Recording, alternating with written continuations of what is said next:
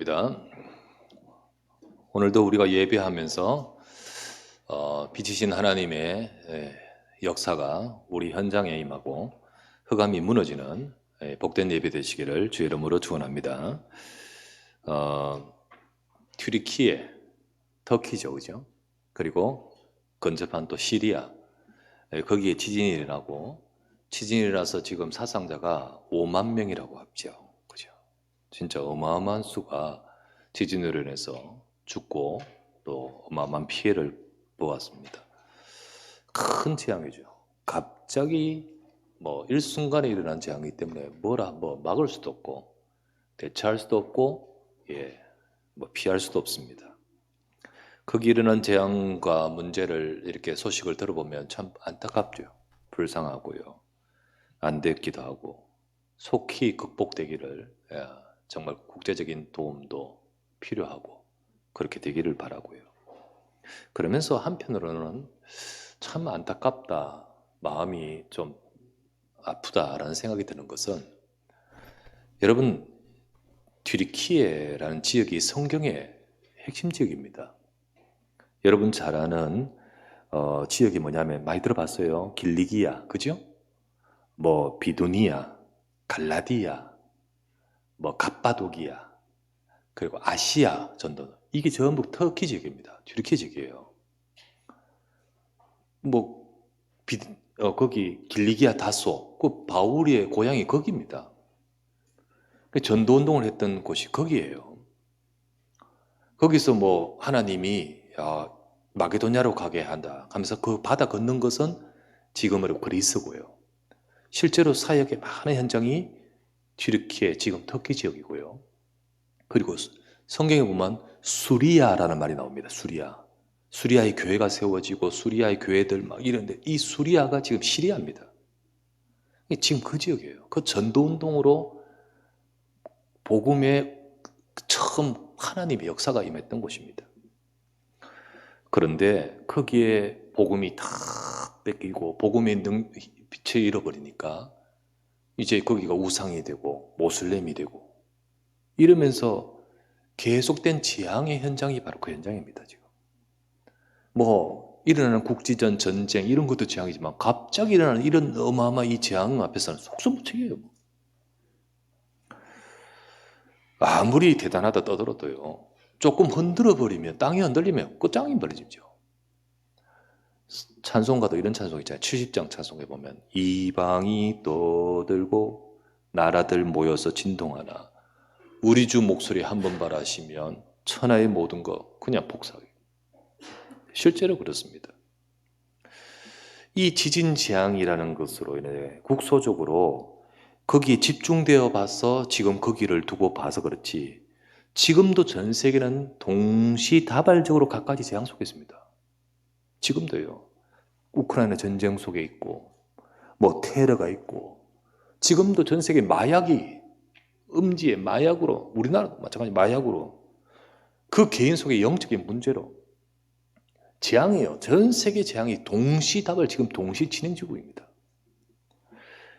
이런 것이 저 지도를 펴면 저쪽 먼 나라에 있는 일이 아닙니다. 지금 우리 현장에도 이런 재앙과 고통 속에 있습니다. 북한 이야기 하는 게 아니에요. 우리 주변에, 우리 삶에, 우리 개개인 개인 속에, 가정 속에 재앙의 고통 속에 있습니다. 그러면 이런 모든 것들, 지구 전체와 이 역사를 움직이는 하나님은 가만히 계십니까? 하나님은 창세기 3장부터 시작된 이 재앙 속에 있는 인간을 살리려고 하나님은 지금도 역사하고 계십니다. 오늘 우리 말씀 속에 하나님은 빛이라. 왜 하나님이 빛인가? 그게 뭔 말인가? 이걸 진짜로 깨달아 버리면요, 이걸 진짜 깨달을 때 우리에게 빛이 임해버립니다. 그때 우리 인생의, 우리 현장에 흑암이, 재앙이 무너져 버리는 거예요. 여러분, 이 축복을 받는 누리는 여러분 이 예배가 되기를 주의 이름으로 축원합니다. 첫 번째 보실 말씀, 어둠의 세상과 빛이신 하나님에 대해서 보십시다. 어둠의 세상 그리고 빛이신 하나님. 5절 말씀 오늘 읽으니까 하나님은 빛이라 이렇게 표현하고 있습니다. 하나님이 빛이라. 근데요, 엄격하게 말하면 빛이란 것은 하나님이 만드신 것이지 빛이 하나님은 아니에요. 그죠? 빛은 하나님이 만드신 것이에요. 이것도 빛도. 빛이 있으라 하시면서 하나님의 창조된 것이 빛이지 빛 자체가 하나님은 아니에요. 그러면 왜 하나님이 빛이라고 말하냐면 그것을 통하여 하나님의 뭔가를 설명하고자 하는 겁니다. 하나님은 반석이라. 반석이 하나님이 아니에요. 네, 하나님의 뭔가를 설명하고자 하는 거잖아요. 무엇을 설명하는 겁니까? 무엇을 설명하기 위한 겁니까? 빛이란 것은 항상 어둠을 대비한 묘사입니다. 그리고 어둠을 추방하는데 빛을 말하는 거죠. 이 부분을 나타내는 묘사로서 하나님은 빛이라고 말하는 겁니다. 그러면 어둠은 뭡니까? 어둠은 뭘까요? 죄와 사단, 거기에 잡혀서 인간이 하나님을 떠난 그 인간과 이 세상 상태를 어둠이라고 말합니다. 그 속에 있는, 그 속에 잡힌, 그 속에 묶인 이 세상, 개인, 가정, 그 속에 있는 인생을 두고 어둠이란 말합니다. 에베소서 5장 8절에 이런 말씀이 있죠. 너희가 전에는 어둠이더니 이제는 주 안에서 빛이라. 이렇게 되어 있죠. 너희가 전에는 어둠이더니 하나님을 떠나 있던 그 인생 상태를 어둠이라 표현하잖아요. 골로새서 1장 13절에 이렇게 말합니다. 그가 우리를 어둠, 흑암의 권세에서 건져내사 하나님의 사랑의 아들의 나라로 옮기셨어요. 여기 보면 흑암의 어둠의 권세를 말하는 사탄의 권세를 말하는 거예요. 이처럼 우리 삶이 죄에서 죄의 저주로 인해서 사탄에게 잡힌 상태가 어둠을 말합니다. 그냥 이게 전등 꺼져서 그 어둠을 말하는 게 아니고 물리적인 어둠을 말하는 것이 아니라 영적인 어둠을 말하는 거죠. 우리의 개인이 인생이 계속해서 이 어둠 속에서 재앙과 저주 속에 있는 것이 이 세상입니다. 가정과 가문이 이 속에서 계속 고통당하는 그 인생으로 있는 겁니다, 인간이. 누가 잘 안 되고 싶고 누가 행복 안 하고 싶겠습니까? 근데 이 속에 계속 가는 걸 어떻게 하겠습니까? 현장에서 만난 보고를 드릴게요. 어떤 정신적인 문제 있는 사람, 여자에서 그 집에 들어가니까 이혼을 하고 가정이 무너져가지고 친정으로 왔는데, 그렇겠죠, 그죠? 그러니까 정신적인 문제 있는데. 이제 가정에 들어가서 보니까 아버님, 아버지, 알코올 중독. 어머니, 질병으로 누워있어. 오빠, 도박과 그 문제 속에서 이혼해가지고 역시 그 집에. 뭡니까? 그러면 아버지 술 안 먹으라 해도 알코올 중독하지 마라 해도 될 수밖에 없겠네. 아니 실컷해서 내 후대가 왜 이렇게 무너지고 우리 가정은 왜 이럴까? 그러면 또 악순환 되지 계속해서. 여러분 가정의 가문 속에 진짜 원치 않는 이 저주 재앙 속에서 우리가 있고 우리 후대가 있고 그게 반복되는 그 인생의 고통의 문제 많습니다, 여러분. 누가 이거 해결 안 하고 싶겠습니까? 근데 무슨 수로 해결하나 말이에요. 무슨 수로. 노력한다고 해결되겠습니까? 여러분, 인간에게 들이닥친 하나님 떠나 죄와 사단에 잡혀있는 인간의 이 어둠을 해결하러 오신 분이 그리스도입니다. 이걸 해결하러 오신 분이 그리스도예요. 하나님은 처음부터 인간이 창세기 3장에 딱 이 저주가 딱 들어갔을 때 하나님이 주신 해답은 똑바로 살아라 라고 말하는 것이 아니고 이제부터 거짓말하지 마 이게 아니고 그리스도의 약속을 주셨습니다. 그리스도 아니면 안 되는 거예요. 우리가 아무리 개발하고 발버둥 치고 노력 잘하고 훌륭하게 해도 이 문제는 해결 안 되는 거예요. 하나님보다 처음부터 주신 것이 그리스도입니다. 이 땅에 그리스도가 말씀대로 오셔서 십자가에서 우리의 죄를 해결하시고 사탄의 권세를 깨트려 버리시고 하나님 떠난 이 죽음과 하나님 떠나버린 이 문제를 해결하여 하나님 만나는 길을 여신 분이 그리스도입니다. 이 어둠의 문제를 해결하시고자 그리스도가 오신 겁니다. 그래서 하나님을 빛이라, 그리스도를 빛이라고 하는 거예요. 그래서 표현을요, 하나님을 빛이라고 말하고 그리스도를 빛이라고 말하는 겁니다. 여러분, 흑함은요, 어둠은요, 빛 앞에서 쫓겨나게 되어 있습니다. 예. 좀 센 어둠은 견디고 이런 거 없습니다. 어둠 자체는 무조건 빛 앞에서 쫓겨나는 것이죠. 그렇죠? 우리가 용 쓴다고 더 잘 쫓겨나고 조금 그냥 대충 한다고 안 쫓겨나고 그렇지 않습니다. 여러분 전등 켤 때 힘 쓴다고 막 쫓겨나고 전등 켤 때 약간 한다면 이게 안 쫓겨나고 이렇지 않잖아요. 비치면 쫓겨나 버리잖아요. 요한복음 8장 12절에 이런 말씀이 있습니다. 예수께서 말씀하여 이르시되 나는 세상의 빛이니 나를 따르는 자는 어둠에 다니지 아니하고 생명의 빛을 얻으리라. 그리스도를 만나면 어둠에서 벗어나 버리잖아요. 생명의 빛을 얻으리라. 그리스도의 빛이 임하면 우리가 어둠에 있지 않습니다. 그리스도의 빛이 임하면 우리는 생명의 빛 속에 거하게 됩니다. 이 언약을 잡으시길 바랍니다. 내가 용쓴다고, 우리가 애쓴다고, 우리가 결심한다고 이 어둠의 문제는 해결되지 않습니다. 그리스도가 임하셔야 됩니다. 그리스도가 내 인생에 임하고 우리 가문의 가정에 임하고 여러분 이 영적인 문제는요. 우리가 후대한테 통장도 물려주고 이게 아파트도 물려주고 싶지만요. 그것만 물려주는 거 아닙니다. 이 영적인 이 영향 이것도 물려줘 버려요.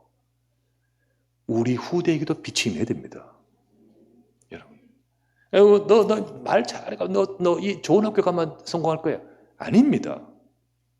그렇게도 우리가 해야겠지만 그렇게 해야겠지만 진짜 우리 후대가 성공하는 것은 빛이 임해야 됩니다. 빛이 임해야 돼요. 그게 우리 부모의 중철한 사명이에요. 언약을 잡으시기를 바랍니다. 두 번째 우리 보시면 빛이신 하나님과의 사귐입니다. 사귐. 우리에게 그리스도의 빛이 임하고 내가 빛 가운데 딱 있으면 이제는 우리 안에 하나님과 함께하는 사귐이 있습니다. 또 사귐이 있어야 됩니다. 내 인생이 하나님과 함께하고 그 함께하는 비밀을 누리는 사귐. 자, 요한일서 1장 7절에 이렇게 나왔잖아요. 그가 빛 가운데 계신 것 같이 우리도 빛 가운데 행하면 우리가 서로 사귐이 있고 이렇게 돼 있잖아요. 그죠? 우리가 빛 가운데서 주님과의 사귐 이게 있으면 이러한 하나님과 이러한 사귐이 있으면 우리에게는 빛의 능력이 임해버려요. 진짜 우리의 삶에 빛의 능력이 나타납니다. 하나님의 능력이 임한단 말이에요. 우리가 하나님과 함께하는 비밀을 계속 누릴 때 하나님의 능력이 나타나는 거예요. 노예로 간 요셉이 어떻게 승리할 수 있을까요? 그 인생 아무 힘 없고 자기 뜻대로 할 수 없는 거 없고요. 팔린 대로 가고 그 인생은 아무것도 할 수 없잖아요. 그 노예로 간 요셉이 어떻게 승리할 수 있습니까? 창세기 39장 2절 여호와께서 요셉과 함께 하시매 그 인생을 이끌어가는 겁니다. 이 재앙시대 꽉 속에 있는 그 시대를 사무엘이 미스바 운동으로 바꿔버리는데요. 그때 블레셋에서 계속 침략당하고 이스라엘 백성 완전 저주 재앙 속에 있는데 그 모든 것을 바꿔버리는데 어떻게 바꿀 수 있습니까? 사무엘상 3장 19절에 사무엘이 자라매 여호와께서 사무엘과 함께 하시매 이거거든요. 초대교회 제 아들이요 어떻게 핍박을 당하고 악조건 도망다니잖아요. 그런 악조건 속에서 오히려 정복하고 정인될 수 있습니까? 마태복음 28장 20절에 내가 세상 끝날까지 너희와 항상 함께 있으리라. 이거 아닙니까? 하나님과의 함께를 누리는 것, 곧 하나님과의 사귐. 이게 있는 자에게는 이처럼 보좌의 능력이 임합니다. 여러분 내 능력이 아니라 하나님의 보좌의 능력이 임합니다. 우리도 이 빛과 함께하고 누리도록 기도하면 이 능력이 임할 줄 믿습니다. 그래서 우리는 하나님의 약속의 말씀을 잡고 그래 하나님은 빛이십니다. 그리스도는 빛입니다. 모든 문제를 해결하신 줄 믿습니다. 이걸 딱 붙들고 우리가 빛과의 사귐, 이게 기도입니다. 이 속으로 들어가야 되는 거예요. 이 속으로. 중요한 것은요, 내가 속지 않아야 됩니다. 자꾸 속아버려요. 그냥 우리는 분명히 언약의 빛이 와 있는데 문제는 뭐냐면 빛과의 사귐이 되지 못하고요. 못해요. 속으니까 그래 되버린 거예요. 자꾸 말씀 놓치고 자기에게 속습니다. 말씀 따라가지 않고 자기에게 속아요. 내 각인된 다른 것을 가지고 속아버려요.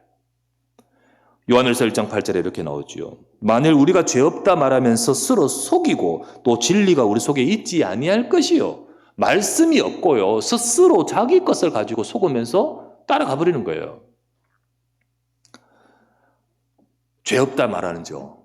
뭡니까? 육신적인 죄는 뭐 잘했니 못했니 알지만 진짜 죄 없는 자 없습니다.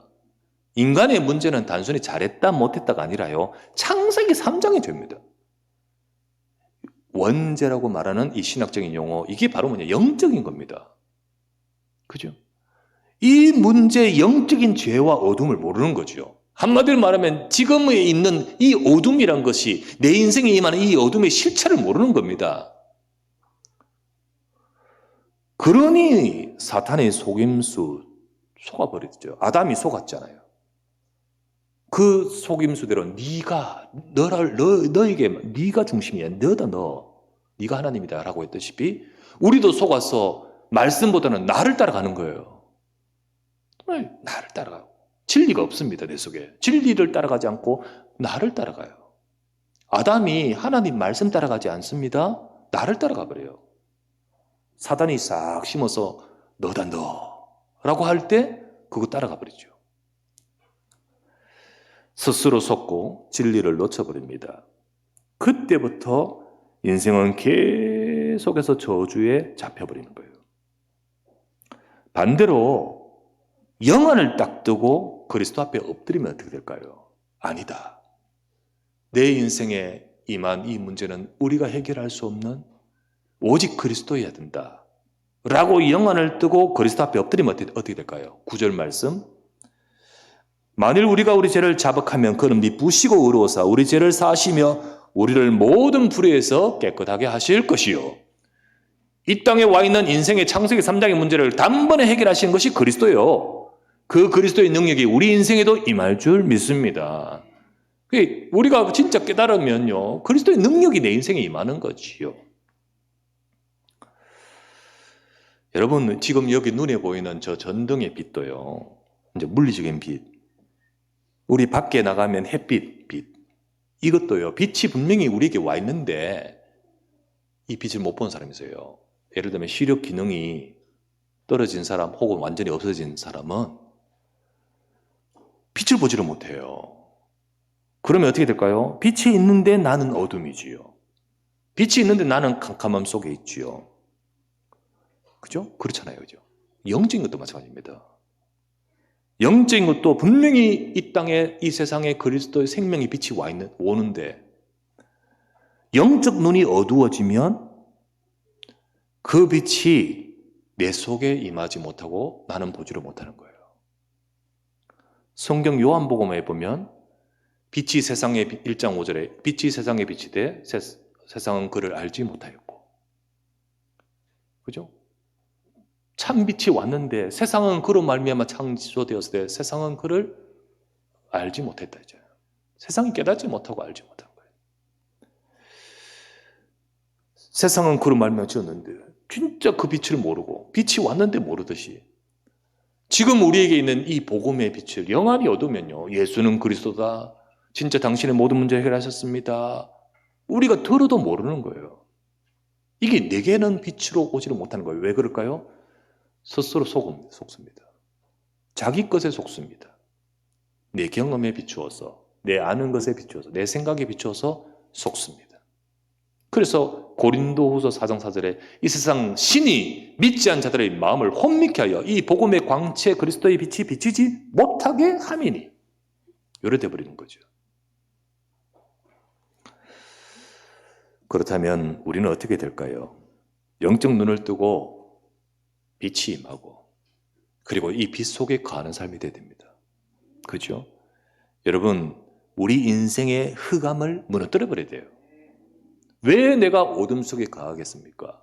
빛이 와 있는데 나는 왜 빛을 못 보고 어둠 속에 살아야 됩니까? 말 안 되잖아요. 왜 그 어둠에 굴복합니까? 왜 알면서 속고 끌려갑니까? 이러면 안 되는데 라고 하면서 우리는 스스로에 속아서 빛을 받지 못하고 어둠으로 끌려가면 어떡하겠습니까? 우리는 스스로 속지 말고 하나님의 말씀을 붙들고 그리스도의 빛이 함께하는 사귐, 그걸 기도로 누려야 됩니다. 주님, 성삼위 하나님이 나에게 역사하여 주시옵소서. 이 보좌의 능력과 빛으로 나에게 임해달라고, 진짜 우리 속에 임하여 달라고, 이거 누려야 돼요. 그러면 빛의 능력이 임하게 되어 있습니다. 혹 지금 악몽을 꿔도, 혹 지금 시달려도 괜찮습니다. 빛으로 계속 누리시기 바랍니다. 그러면 상관없어요. 영적 문제에 있어도 이 빛 속에 계속 가면 진짜 이 어둠의 흑암은 무너지게 되어 있습니다. 도박 중독에서도 빛으로 나가면 됩니다. 그런데 빛으로 안 나가면 이래서는 안 되는데 저래서는 안 되는데 끝내 안 됩니다. 인생이 이 어둠은 흑암의 어둠인데, 영적인 어둠인데 어떻게 이깁니까? 빛으로 나가면 됩니다. 빛이 있으면 돼요. 여러분, 여러분 집에 들어가면서 전등을 켜면서 빛은 딱 켜졌는데 이 빛이 어둠을 쫓아낼까 말까 조바심하면서 켜는 사람 있습니까? 켜면서 당연히 어둠은 물러가 밝아질 것이라는 것에 대해서는 한치의 어떤 의심도 없지 않습니까? 왜? 빛인데, 그리스도인데요. 그리스도의 언약이 빛입니다. 근데요, 이거는 전등은 그렇게 조금 더 의심 안 하면서 그리스도는 의심해요. 이게 될까? 이럴까? 그래서 진짜 우리는 빛이라는 이 언약에 집중해야 됩니다. 내 생각이 속아요. 내 스스로에 속거든요. 빛을 누리시기를 바랍니다. 진짜 빛으로 충만하고 누리고 기도하면 돼요. 세 번째, 그러면 빛을 비추는 전도자의 축복으로 갑니다. 우리에게 그리스도의 빛이 임하고 충만하면요, 그 빛의 능력은 나를 통하여 우리 현장에 임해버립니다. 나 때문에 내 가정이 살고, 나 때문에 하나님께서 우리 현장에 또 우리 직장에, 세상에 살아나는 역사가 나타납니다. 그게 하나님 뜻이에요. 이사야 60장 1절에서 2절 말씀에 일어나라, 빛을 발하라. 이는 네 빛이 이르렀고 여호와의 영광이 네 위에, 네 속에 임하였습니다. 보라, 어둠이 땅을 덮을 것이고 네 주변에 캄캄함이 만민을 가리지만 네 속에는 여호와께서 네 위에 임하실 것이며 그 영광에 너 위에 나타나리니. 우리 속에 빛이 임하면 주변이 깜깜한데 그 현장을 살리도록 하나님은 우리에게 빛을 주신 겁니다. 이러면요, 현장의 깜깜함, 어둠, 저주와 재앙이 무너지는 겁니다. 하나님은 이렇게 되기 위해서 우리를 부르신 겁니다. 저와 여러분을 먼저 부르시고 이 빛을 주신 거예요. 현장은 어둠으로 덮여가지만 하나님은 세상에 빛을 비추되 우리를 통하여 이 빛이 비추도록 역사하신 거예요. 그게 저와 여러분에게 부르신 축복인 겁니다. 우리가 하루 종일 있다가 어느 날 해가 띄우띄우 기울면, 빛이 넘어가면 어둠이 싹 들이닥치잖아요. 그죠? 그와 같이 이 시대가 복음의 빛을 자꾸 잃어가니까 어둠이 세상을 지금 들이닥치고 있습니다. 튀르키예, 시리아, 그 복음의 빛을 잃어버리면 어둠이 쏙 들어오듯이 이 시대 세상에 복음이 교회 속에, 현장 속에 오직 복음의 색깔과 이게 희미해지고 자꾸 세상 그거하고 섞여지고 나중에는 그리스도를 말하지 않고 좋은 윤리, 교훈 말하면서 그리스도를 전하지 않으니까 점점 세상은 어둠의 그늘이 자꾸 임합니다. 빛을 비추기를 원하셔요. 진짜 복음의 빛을 비추기를 원하십니다. 하나님은. 뉴스를 읽었습니다. 뉴스 보니까요, 30대 아들이 60대 모친을 죽였는데 효자손으로 때려서 죽였답니다. 내가 그걸 딱 보면서 여러분 야구방망이로 때리면 한 번만에 죽습니다. 죽을 수 있어요. 효자손으로 때렸다면 얼마만큼, 어느 시간만큼, 어느 막 분노, 강도와 이런 거로 때려 죽입니까? 막 길게 그러면서 막 죽을 때까지 그 상황을 한번 떠올리면 지옥입니다. 맞아 죽어가는 어머니 지옥입니다. 그 효자손 이 강도가 이거를 죽일 정도로 하면 뭡니까 그 상황이? 조현병이에요. 조현병이에요. 근데 조현병이 급증하죠. 그리고 우울증도 급증하죠. 예, 우울증 급증합니다. 엄청 세상이에요. 세상은 잘 살아가는데 우울증. 조현병과 분노장애는요 무섭습니다. 분노 조절장애는 이거는 타인에게 굉장히 무서워져요. 그리고 우울증은요 무섭습니다. 근데 이건 본인에게 무서워요. 근데 이게 요소요소 있는 거예요. 우리 가정이 이거 어떻게 해결합니까? 물론 병원과 약과 이러겠지만 약 가지고 진짜 됩니까? 빛이 임해야 됩니다. 빛이 임해야 돼요. 제 외삼촌이 지금 목사님인데 그 외삼촌 말고 제 큰 외삼촌이 있습니다. 근데 저 어릴 때 큰 외삼촌이 계신지를 몰랐어요. 근데 가끔씩 들었는데 병원에 있대요. 근데 뭐라고 표현하냐면 큰 외삼촌이 공부를 너무 많이 해가지고 머리가 정신이 그래서 병원에 계신다 뭐 이런 식으로 이야기 들었어요. 저 그런 줄 알았지만은 이제 나중에 커서 이제 알죠. 정신병원에 있죠. 근데 이게 결혼을 하고 그렇지만요. 이게 소위 말하는 조현병. 이제 가정도 무너지고 이게 감당이 안 되니까 병원에 저 어릴 때 병원에 계시는데 오래도록 병원에 계세요. 저는 그 병원에 간 적은 없습니다. 저희 어머니가 뭐 가보기도 하고 그랬다고 저는 데려간 적이 없었는데 나중에 이제 병원에서 나와서 병원에서 데리고 나와요. 나오는데 우리 외삼촌 방금 말했던 조금 전에 말했던 외삼촌이 이로 인해서 우리 가문의 이 문제 이제 그 가문의 외가의 가문의 문제로 인해서 하나님 앞에 부름을 받습니다. 목사님입니다 지금. 그 하나님의 말씀 앞에 서고 그리고 우리 가정을 살리고자 기도하고 하는데요. 나중에 병원 가서 계속해서 하다가 이제 데리고 나와서 매일 집에서 같이 예배드리고 그래서 제가 언젠가 외갓집에 가니까요. 한 방이 있는데 그 방에는 방문을 열면 창살이 있어요. 그냥 문까지 안 되는 거죠. 그죠? 그래 창살이 있어요.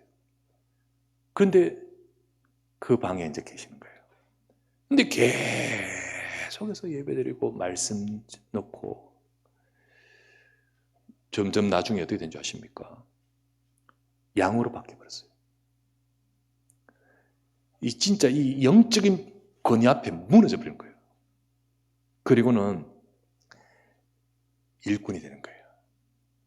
물론 똘똘하게 막 이런 일꾼은 안 되지만은 목사님 이렇게 말하고 시키고 이러면 순종하고 늘 예배 속에서 이러면서 연세가 많이 되시가 그렇게 하나님께 부름 받아 가셨어요. 여러분 어떤 것으로도 안 됩니다. 너희가 빛을 발하라. 빛을 발해야 됩니다. 복음이 있으면 내 인생에 이런 축복을 받은 거예요. 하나님은 이렇게 말씀하십니다. 아까 말했죠. 일어나라 빛을 발하라. 세상 깜깜함이 가득하지만 네게 여호와의 영광이 임했다라고 하시면서 뒤에 이어서 하시는 말씀. 열방은 네 빛으로 열왕은 비치는 네 광명으로 나올 것이라. 이걸 세계복음화 응답이에요. 하나님은 우리를 불러 세계복음화 응답 주셔요. 이 언약이 여러분과 제게 와 있습니다. 우리에게 주신 겁니다.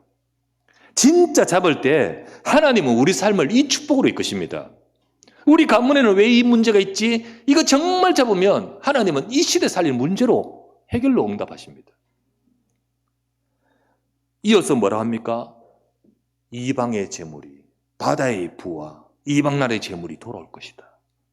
예, 진짜 경제도 말이죠. 우리 일과 업도 이것과 관계되어 축복하십니다. 정말 그렇게 축복하십니다. 여러분, 돈을 얼마만큼 많이 번다, 벌 수 있다, 이 말이 아닙니다. 이 축복 속에 네 업이 있게 된다는 거지요. 세상에는요, 업이 전부 이 흑암 속에 있습니다. 근데 아니야. 이 축복 속에 네 업이 쓰임 받는 거예요. 그거를 일컬어서 빛의 경제라는 거예요. 빛의 경제라는 것은 규모를 말하는 게 아닙니다. 용도를 말해요. 흐름을 말하고 자리를 말해요. 그렇죠? 무엇을 위해 돈이 돌아가느냐가 아니고 진짜 하나님의 빛이 일에 쓰임받는 거예요. 그래서 빛의 경제는 규모를 말하는 것이 아니고 용도를 말하는데 그 용도 속에서 하나님은 규모도 축복하십니다. 그렇게 돼가는 거예요. 우리는 자꾸 빛의 경제, 규모 세계보고 막 이렇게 하지요. 근데 정말 하나님이 이 속에 있는 경제에 또 축복하여 규모도 역사하십니다. 그래서 이어서 이사야 60장 끝절에 뭐죠? 작은 자가 천을 이루고 약한 자가 강국을 이룰 것이다. 이래 나오지 않습니까? 우리가 그리스도의 빛을 증거하는 언약을 잡을 때 하나님은 보호자의 능력을 부어 우리에게 역사하십니다. 나는 잡았는데 왜 우리 집은 안 됩니까? 나는 잡았는데 왜 우리 빨리 안 됩니까? 그것은 잡은 게 아니에요. 여러분, 물기 있는 갯벌에 들어갔다 나갔다 욕하고 있으면서 수영해봤는데 왜 안 됩니까? 이런 말하는 거예요. 수영해봤는데 왜 안 됩니까? 말도 안 돼서 거짓말입니다. 예, 거짓말입니다. 물 속에 들어가야 되는 거잖아요. 들어가야 됩니다. 장난합니까? 예수는 그리스도 잡았는데 왜 안 됩니까? 정말 그리스도 잡았습니까? 잡은 게 아니고 하나님을 기만하고 자기 스스로 속고 있는 거죠. 아닙니다. 진짜 잡으면 그리스도의 능력이 임합니다. 이 속에 들어가야 됩니다. 잡아야 됩니다. 기도하십시오. 빛이 임했느니라. 어둠이 무너질 줄 믿습니다. 이 축복과 영답을 누리는 우리 모든 사랑하는 주의 백성 되시기를 주의 이름으로 축원합니다. 주여 감사합니다. 이 빛이 임하게 하심을 감사합니다. 우리의 가정의 가문에 내 인생에 그리스도의 영광의 빛으로 흑암이 무너지고 저주와 재앙이 무너지고 우리를 통하여 이 세상의 어둠 현장에 빛을 전하는 우리 교회가 되고 우리 성도가 되고 우리의 모든 삶이 되게 축복하여 주시옵소서. 주 예수 그리스도 이름으로 기도드리옵나이다. 아멘.